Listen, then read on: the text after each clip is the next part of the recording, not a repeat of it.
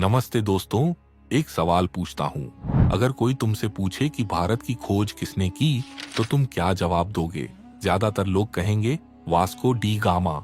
और अगर यही जवाब तुमने दिया, तो आज की यह वीडियो तुम्हारे लिए ही बनी है, क्योंकि जो इतिहास हमें स्कूल में पढ़ाया गया, वो पूरा सच नहीं था। भारत कोई खोई हुई चीज नहीं थी जिसे किसी यूरोपीय ने ढूंढा हो। यहाँ हजारों सालों से एक जीती जागती, सांस लेती, व्यापार करती और दुनिया को सिखाती हुई सभ्यता मौजूद थी। तो फिर यह खोज औत वाली बात कहाँ से आई? आज हम इसी सवाल की जड़ तक जाएंगे और जो जवाब मिलेगा वो शायद तुम्हें हैरान कर दे। और अगर इस तरह की अनजानी, दबी हुई और असली कहानियां तुम्हें पसंद आती हैं, तो अभी चैनल को सब्सक्राइब कर लो। द सीन भारत पर हम वही दिखाते हैं जो बाकी कहीं नहीं दिखता। बात शुरू होती है उस दौर से जब यूरोप अंधेरे में डूबा हुआ था। 15वीं सदी का यूरोप गरीबी, बीमारी और धार्मिक लड़ाइयों से भरा हुआ। लेकिन एक चीज थी जो पूरे यूरोप को दीवाना बनाए हुए थी: मसाले। काली मिर्च, दालचीनी, लौंग, इलायची, ये मसाले सोने से भी ज्यादा कीमती थे। यूरोप के अमीर लोग इन मसालों के लिए कुछ भी करने को तैयार थे, और ये सारे मसाले आते थे भारत से। उस वक्त भारत और यूरोप के बीच व्यापार का रास्ता अरब व्यापारियों के हाथ में था। वे बीच में बिचौलिए बनकर इतना मुनाफा कमाते थे कि यूरोपीय देशों को लगता था उनकी जेब कट रही है।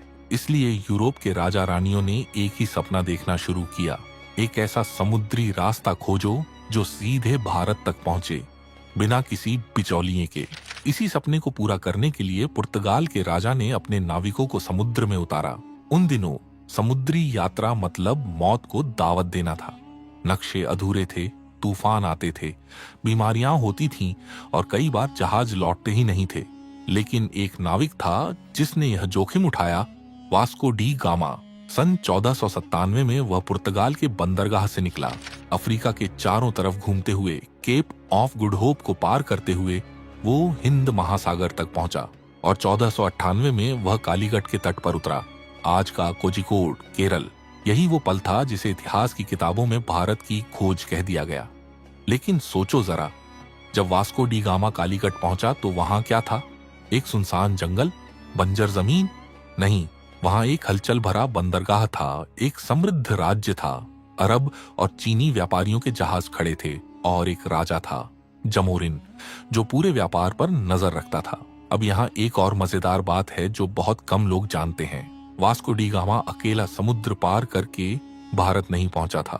उसे रास्ता दिखाने वाला एक इंसान था, अहमद इब्न माजीद। यह एक अरबी नाविक और समुद्री विद्वान था जो उस वक्त के सबसे बेहतरीन नाविकों में से एक माना जाता था। कहा जाता है कि अफ्रीका के मलिंदी बंदरगाह पर वास्को डी गामा की मुलाकात इब्न माजिद से हुई और उसी ने हिंद महासागर की हवाओं, धाराओं और रास्ते की जानकारी देकर वास्को डी गामा को भारत तक पहुंचाया। तो जिसे यूरोपीय इतिहास में एक महान खोज बताया गया, उसके पीछे एक अरबी नाविक का ज्ञान था। यह बात इतिहास की किताबों में कभी उतनी जगह नहीं मिली जितनी मिलनी चाहिए थी। लेकिन अब असली सवाल यह है कि उससे पहले भारत को कोई जानता नहीं था क्या? यह तो बिल्कुल गलत है। भारत और बाकी दुनिया के बीच व्यापार हजारों सालों से चल रहा था। सिंधु घाटी की सभ्यता के समय, यानी आज से करीब 5000 साल पहले, भारत के व्यापारी मेसोपोटामिया तक व्यापार करते थे। मोहनजोदड़ो और हड़प्पा में मिली मोहरें और व्यापारिक सामान इसका सबूत हैं। रोमन साम्राज्य के दौर में भारत से इतना माल रोम जाता था कि रोमन सम्राट खुद चिंता में पड़ गए थे। रोमन लेखक प्लिनी ने लिखा था कि भारत के साथ व्यापार में रोम का सोना बह रहा है। चीन के साथ तो भारत का रिश्ता और भी पुराना था। बौद्ध धर्म के रास्ते, रेशम के रास्ते, विद्वानों की यात्राओं के रास्ते, भारत और चीन सदियों से जुड़े हुए थे। तो वास्को डी गामा से पहले भारत अनजाना नहीं था। बस यूरोपीय लोगों के लिए समुद्री रास्ता नया था।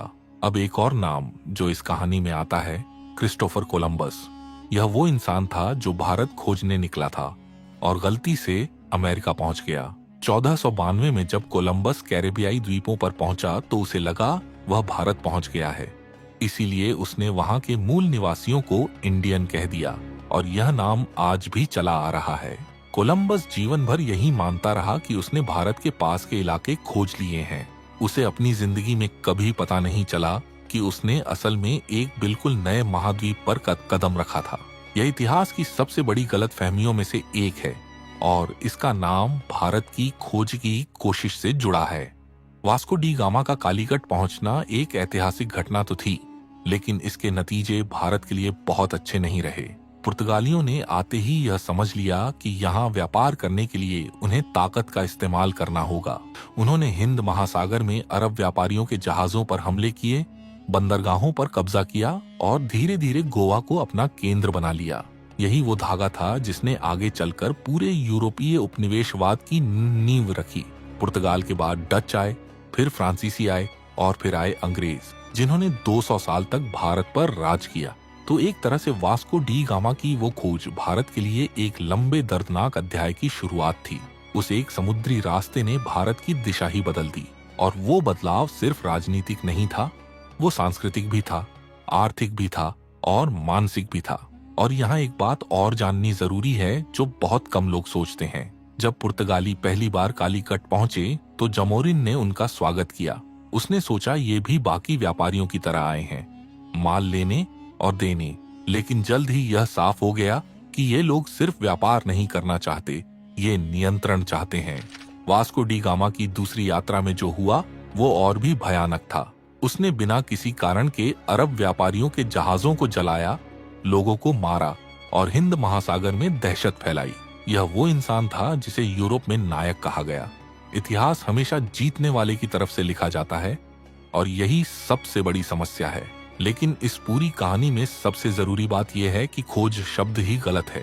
जब कोई चीज पहले से मौजूद हो, उसमें लोग रहते हों, उसकी अपनी सभ्यता हो, उसके अपने राजा हों, उसका अपना ज्ञान हो, तो उसे खोजना कैसे कहेंगे? यह उसी तरह है जैसे कोई तुम्हारे घर में घुसे और कहे कि मैंने तुम्हारा घर खोजा। भारत को किसी ने खोजा नहीं था।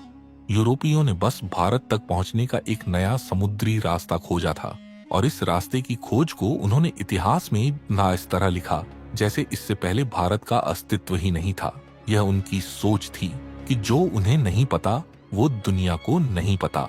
आज जब हम इतिहास को नए नजरिए से देखते हैं, जब हम नई तकनीक की मदद से पुराने दस्तावेजों को समझते हैं, समुद्री रास्तों का विश्लेषण करते हैं और अलग अलग देशों के इतिहासकारों की बातें पढ़ते हैं, तो एक बात तो बिल्कुल साफ हो जाती है। भारत हमेशा से था। भारत हमेशा से जानता था कि वो कौन है। दुनिया भारत को जानती थी। बस यूरोप को एक नया रास्ता मिला था और उन्होंने उस रास्ते को खोज का नाम दे दिया। असली खोज तो वो है जो हम आज कर रहे हैं, अपने इतिहास की, अपनी जड़ों की और उन सच्चाइयों की जो सदियों से दबी हुई थीं। तो दोस्तों, अगली बार जब कोई तुमसे पूछे कि भारत की खोज किसने की, तो मुस्कुराना और कहना कि भारत को खोजा नहीं गया था, भारत को पहचाना गया था। और वो पहचान हजारों साल पहले से थी, किसी यूरोपीय जहाज के आने से बहुत पहले। यह वीडियो अगर तुम्हें कुछ नया सोचने पर मजबूर कर गई, अगर तुम्हें लगा कि यह बात ज्यादा लोगों तक पहुंचनी चाहिए, तो इसे अपने दोस्तों के साथ जरूर शेयर करो। और अगर अभी तक सब्सक्राइब नहीं किया है तो अभी कर लो, क्योंकि द अनसीन भारत पर हर वीडियो में एक ऐसी कहानी होती है जो तुम्हें अपने देश को नई नजरों से देखना सिखाएगी। मैं था वक्त का मुसाफिर और अगली बार फिर मिलूंगा इतिहास की एक और परत के साथ।